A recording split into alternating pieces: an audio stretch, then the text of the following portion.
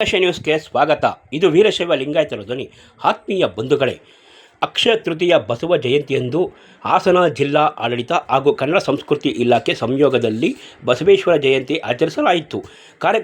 ಕಾರ್ಯಕ್ರಮವನ್ನು ಸಂಸದ ಶ್ರೇಯಸ್ ಪಟೇಲ್ ಉದ್ಘಾಟಿಸಿ ಮಾತನಾಡಿದ ಅವರು, ಅನುಭವ ಮಂಟಪದ ಮೂಲಕ ಇಡೀ ಪ್ರಪಂಚಕ್ಕೆ ಮಾದರಿ ಆದವರು ಬಸವಣ್ಣನವರು.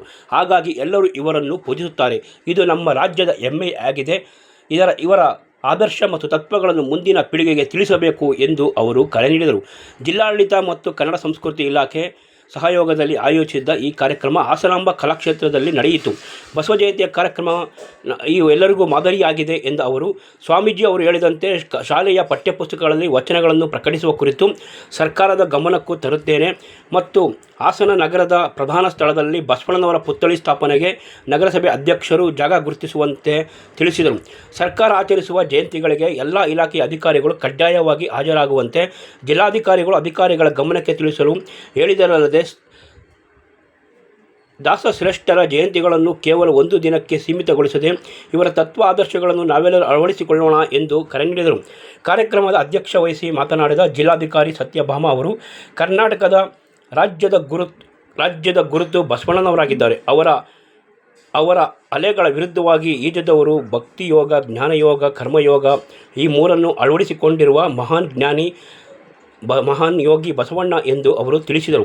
ಇದೇ ಸಂದರ್ಭದಲ್ಲಿ ಕರ್ನಾಟಕ ಕಾರ್ಯನಿರತ ಪತ್ರಕರ್ತರ ಸಂಘದ ಅಧ್ಯಕ್ಷರಾದ ಶಿವಾನಂದ ತಗಡೂರು ಅವರು ಮಾತನಾಡಿ, ಬಿಜ್ಜಳದ ಆಸ್ಥಾನದಲ್ಲಿ ಬಸವಣ್ಣನವರು ಕೇವಲ 10 ವರ್ಷ ಮಾತ್ರ ಮಂತ್ರಿಯಾಗಿದ್ದರೂ ಕೂಡ ಹೇಗೆ ಸಮಾಜವನ್ನು ಕಟ್ಟಬೇಕೆಂಬುದಕ್ಕೆ ಆದರ್ಶಪ್ರಾಯವಾಗಿದ್ದಾರೆ.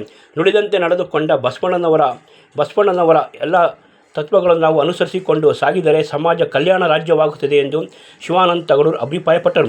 ಕಾರ್ಯಕ್ರಮದ ದಿವ್ಯ ಸಾನ್ನಿಧ್ಯವನ್ನು ವಹಿಸಿದಂತಹ ಶ್ರೀ ಸೋಮಶೇಖರ ಶಿವಾಚಾರ್ಯ ಮಹಾಸ್ವಾಮಿಗಳು ಮಾತನಾಡಿ, ಸಮಬಾಳು ಸಮಪಾಲು ಸರ್ವರಿಗೂ ಸಮಪಾಲನ್ನು ದಯಪಾಲಿಸಿದ ಬಸವಣ್ಣನವರ ಕ್ರಾಂತಿ ಇಡೀ ಜಗತ್ತಿಗೆ ಮಾದರಿಯಾಗಿದೆ. ಅವರು ಕಟ್ಟಿದಂಥ ಅನುಭವ ಮಂಟಪದಲ್ಲಿ ಎಲ್ಲ ಸಮಾಜಕ್ಕೂ ಸಮಾನತೆಯನ್ನು ನೀಡಿದ ಮಹಾನ್ ಸಮಾಜವಾದಿ ಬಸವಣ್ಣ ಎಂದು ಶ್ಲಾಘಿಸಿದರು.